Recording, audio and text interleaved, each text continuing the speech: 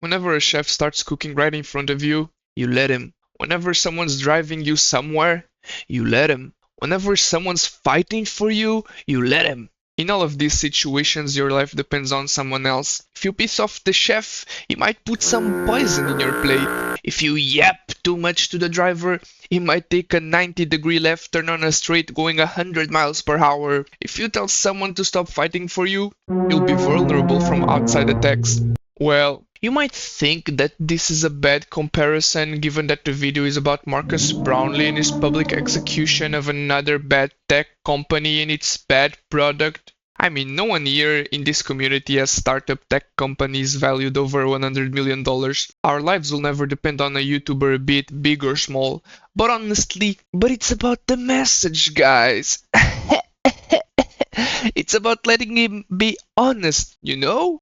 Marques Brownlee has been YouTube Tech reviewing videos for longer than some of you have been alive. Even I was but a crayon inhaler when he posted his first video. And just so you have an idea of his perseverance, he reached 100 videos posted before reaching 100 subscribers. Most of us would have given up making videos if we didn't see any progress. So yeah, welcome to video number 100.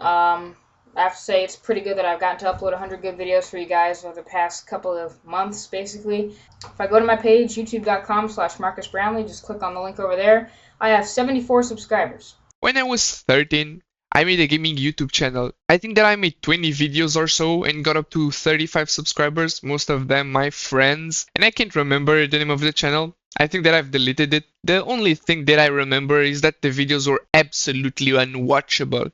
I was trying to become the next PewDiePie, but my videos were uncut, unfunny, unwatchable, unedited. I had 10 FPS at all times because my computer was hot garbage. Nonetheless, I gave up. Marques Brownlee didn't give up after posting double that amount and getting 70 subscribers. Let that sink in. And he was what? 15 when he started? How many 15-year-olds do you know with that amount of willpower? Anyway, Marques Brownlee, the popular tech review YouTuber, has been cooking some nasty bangers these last few weeks. Another one. Like most of us, it looks like he's starting to get angry at the fact that companies keep releasing unfinished products. And we really have got to appreciate how honest he is with his reviews, regardless of the size of company. This goes in general for all honest YouTubers who don't care about brands and their power, they just care about their craft and what they put out to the world. It's a dying breed.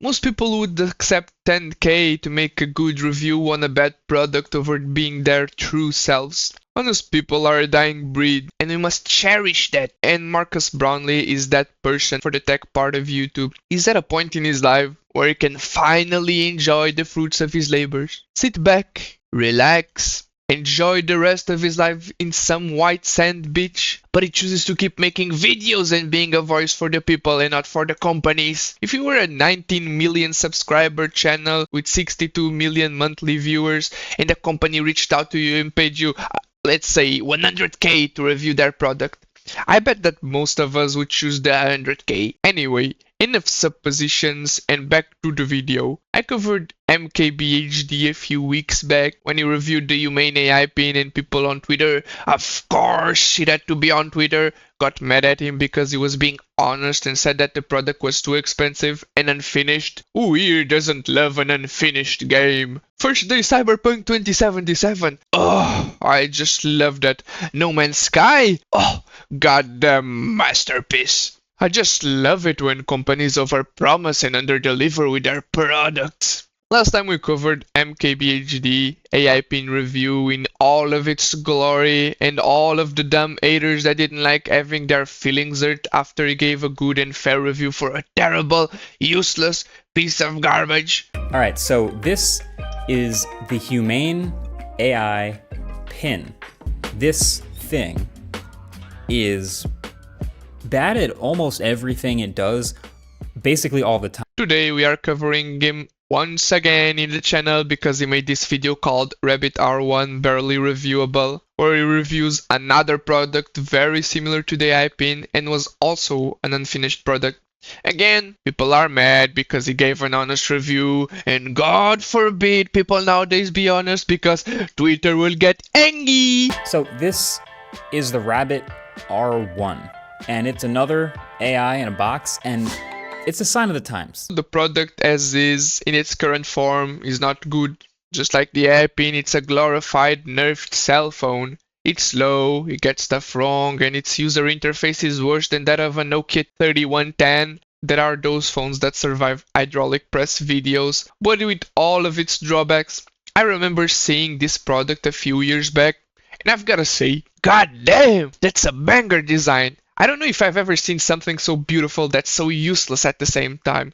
Oh, Desert! I'm just buzzing at the scenes looking at the design. And if you don't know, the Rabbit R1 was designed by Teenage Engineering, and this company is responsible for some of the best product designs out there. Eye candy! As far as function goes, that's a completely different story, but the design is just so timeless, aesthetic, unique. But in this case, that might not be the best, since if you get caught in the streets with one of these, you probably get some weird looks. Look! That's a weird guy who blew $200 on a useless orange handicap phone! Now, why is the product bad? I don't know, what type of plant is this?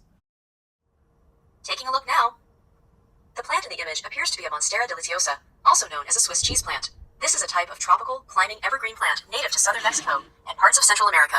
The large, glossy green leaves. Well, for the low price of $200, you get beautiful design, orange gadget, a plastic case that doubles as a stand, a poor 1000 milliamp hour battery, no charging cable, no touchscreen. Well, you get a touchscreen, but you can only use it in terminal mode. Why? Well, probably because someone was too high on weed laced with Fent at the decision-making department of this company, probably. Need to pay a monthly subscription fee, of course. Need to carry it in your pocket together with your phone that has everything and more. And does it better? Carrying a Rabbit R1 together with your phone is like whenever you go out with your friends and your parents make you also bring your weird next door neighbor that probably still sniffs glue. Can't record videos, can't record photos, no calendar, no email, no alarm, bad UI, bad user experience. All you can do is point at stuff with its inbuilt camera and ask questions. And it gets answers wrong all of the time. So it can't even do its only job properly. It's like that guy that one friend knows that can do it better for cheaper. Oh, you're paying 10k to have your house floor redone? Nah, bro. I know a guy that can do it for a lot cheaper. One day later, the house is on fire. Luckily this time, most people on Twitter are making fun of the situation because Marques Brownlee is exposing these AI tech companies and finished products like he's a cat hunting for mice in a barn. Well, there's this video on Twitter that perfectly encapsulates what I think of this product. So if I had to redesign this thing, this is what I would do. First, I'd get rid of the scroll wheel completely. It's cute, but it's just not useful enough to me. And then now, probably just move the camera on top of the bezel. There's a little bit of room there. And then maybe add some hardware volume buttons. It is a speech-based device, and you might as well extend the screen because, you know, you got a little bit of room down there. And oh look, it's a phone. The Rabbit R1 is just a gimmick. It has less functionality than a phone, it does worse, and it costs the same. All the phones I had in my life cost me less than $200. Of course, I have to change them every 3 or 4 years because the hardware is so outdated, but on the other hand, I don't have to pay any stupid subscription services. And it comes with a charger included. This guy says, Marques Brownlee makes review tech startups. So true. These tech startups are just so overinflated in value. Everyone wants to be responsible for the next iPhone but ends up putting trash team-worthy products. What's next? A phone that you can only use to make calls and set alarms? Guys, if you have money, a house, a car, a family, a dog, travel to every country in the world, then sure, you have yourself at it.